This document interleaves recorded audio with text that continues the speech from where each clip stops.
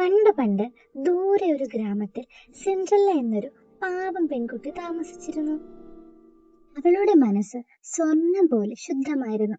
പ്രകൃതിയെയും പക്ഷികളെയും അവൾ ജീവനോളം സ്നേഹിച്ചു. എന്നാൽ പെട്ടെന്നാണ് ആ ശബ്ദം കേട്ടത്. അവളുടെ സമാധാനം തകർക്കാൻ ക്രൂരനായ രണ്ടാനമ്മ എത്തി.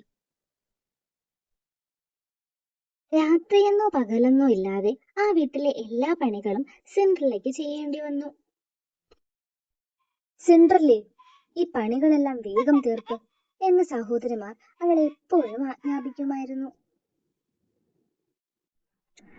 തറ തുടച്ചുകൊണ്ടിരിക്കുന്ന അവളോട് നീ എന്തിനാണ് ഇങ്ങനെ മടിച്ചിരിക്കുന്നത് എന്ന് രണ്ടാനമ്മ ദേഷ്യപ്പെട്ടു.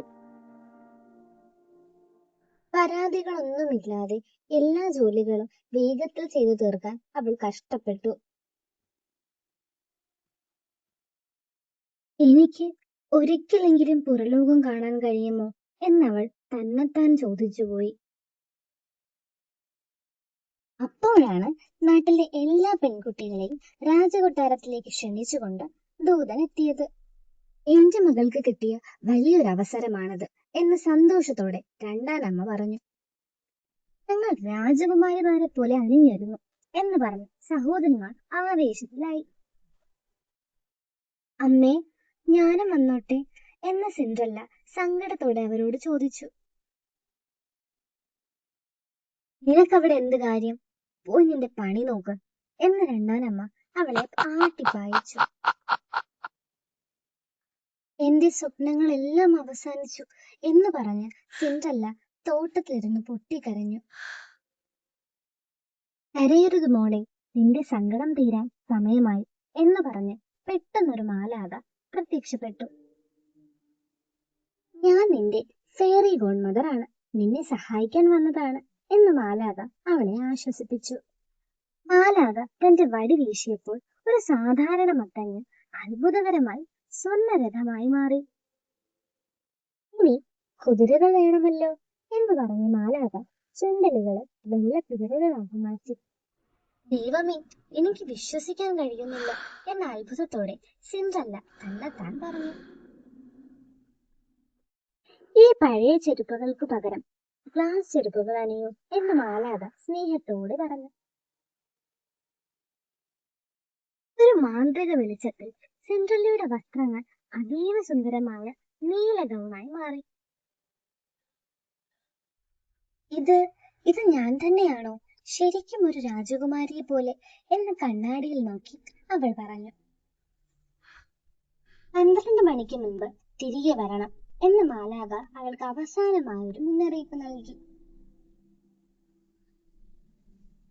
ആ സ്വർണ്ണരഥത്തിൽ സിൻഡ്രല്ല രാജകൊട്ടാരത്തിന്റെ പടിക്കൽ വന്ന് ഇറങ്ങി. അവൾ നൃത്തശാലയിലേക്ക് വന്നപ്പോൾ ആരാണീ സുന്ദരി എന്നെല്ലാരും അത്ഭുതത്തോടെ പരസ്പരം ചോദിച്ചു. ഇത്രയും സുന്ദരിയായ ഒരാളെ ഞാൻ ഇതുവരെ കണ്ടിട്ടില്ല എന്ന് രാജകുമാരൻ മനസ്സിനുള്ളിൽ പറഞ്ഞു.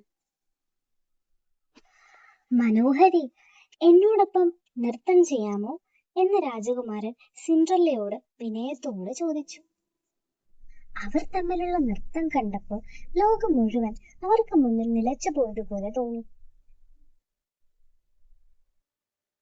ഈ സമയം ഒരിക്കലും അവസാനിക്കരുതേ എന്ന് സിൻഡ്രല്ല രാജകുമാരന്റെ കണ്ണുകളിലേക്ക് നോക്കി പറഞ്ഞു.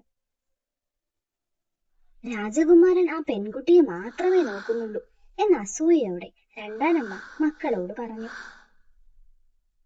പെട്ടെന്നാണ് കൊട്ടാരത്തിലെ ക്ലോക്ക് മുഴങ്ങിയത്.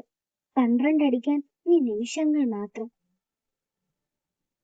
അയ്യോ, എനിക്ക് പോകണം, എന്നോട് ക്ഷമിക്കണം എന്ന് പറഞ്ഞ് സിൻഡ്രല്ല അവിടെ നിന്ന് ഓടി. ഓടുന്നതിനിടയിൽ സിൻഡ്രല്ലയുടെ ഒരു ഗ്ലാസ് ചെരുപ്പ് ആ കൊട്ടാര പടികളിൽ ഊരി വീണു. 12 അടിച്ചതോടെ ആ മാന്ത്രികത മാറി. സിൻഡ്രല്ല വീണ്ടും പഴയ പാവം പെൺകുട്ടിയായി. എല്ലാം ഒരു സ്വപ്നം പോലെ തീർന്നു. ഈ ചെരുപ്പ് മാത്രം ബാക്കിയായി എന്നവൾ സങ്കടത്തോടെ ഓർത്തു. ഈ ചെരുപ്പ് ആരുടെ കാലിലാണോ ചേരുന്നത് അവരെ ഞാൻ വിവാഹം കഴിക്കും എന്ന് രാജകുമാരൻ പ്രഖ്യാപിച്ചു. നിങ്ങളിൽ ഒരാൾ ഈ ചെരുപ്പ് എങ്ങനെയെങ്കിലും ധരിക്കണം എന്ന് രണ്ടാനമ്മ മക്കളോട് ആജ്ഞാപിച്ചു. അമ്മേ, ഇതെന്റെ കാലിൽ കയറുന്നില്ല എന്ന് പറഞ്ഞ് ഒന്നാമത്തെ സഹോദരി കഷ്ടപ്പെട്ടു. ഇതാരുണ്ടാക്കിയ ചെരുപ്പാണ് എന്ന് ദേഷ്യപ്പെട്ടുകൊണ്ട് രണ്ടാമത്തെ സഹോദരിയും പരാജയപ്പെട്ടു. രാജകുമാരൻ നിന്നെ കാണാൻ പാടില്ല എന്ന് പറഞ്ഞ് രണ്ടാനമ്മ സിൻഡ്രല്ലയെ മുറിക്കുള്ളിൽ പൂട്ടി. ഒടുവിൽ രാജകുമാരന്റെ ദൂതൻ സിൻഡ്രല്ലയെ കണ്ടെത്തി. ആ ചെരുപ്പ് അവളുടെ പാദങ്ങളിൽ കൃത്യമായിരുന്നു.